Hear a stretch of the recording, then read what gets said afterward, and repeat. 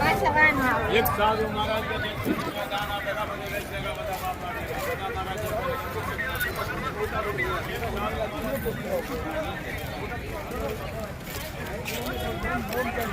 यहाँ जल का पानी का दान करते थे। और उसके पीछे मंदिर का क्या महिमा। तो भगवान कृष्ण माता रुक्मिणी दोनों विवाह करके अपने कुल गुरु दुर्वासा ऋषि को द्वारिका में भोजन कराने खाना खिलाने लेकर के आ रहे थे। द्वारका में आते समय जब आधा रास्ता पार कर लिया, माता रुक्मिणी को बीच रास्ते में जल की प्यास लग गई।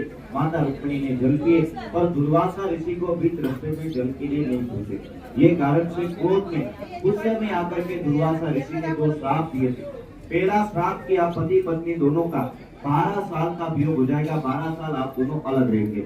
ये कारण से भगवान द्वारिकाधीश द्वारका में और माता रुक्मिणी का मंदिर यहाँ अलग। और दूसरा श्राप ये दिया कि मुझसे बिना पूछे जल पिए। द्वारिकाधीश आपका द्वारका भूमि में सब कुछ मिलेगा पर भूमि में पीने योग्य जल पानी नहीं मिलेगा।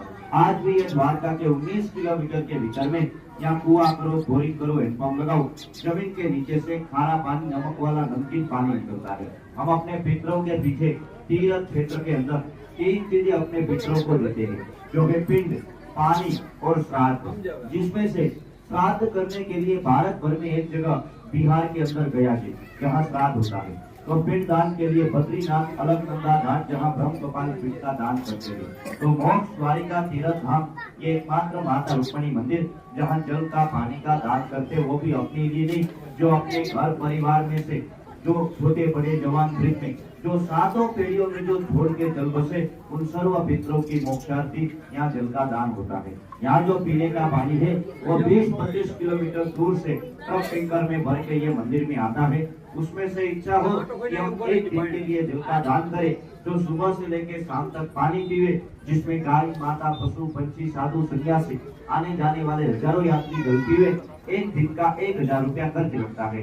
कोई आधे दिन के नाम से जल का दान करे उसका 500 रुपया लगे। कोई छोटे व्यक्ति भी आवे, कोई आखिरी का 21 कड़ा जल के लिए दान करे उसका 200 रुपया लगता है। वो भी आप यात्री को दर्शन करने के बाद में आपका इच्छा हो, मर्जी हो कि जीवन भर कहीं भी गए हर जगह अपने लिए लगाए।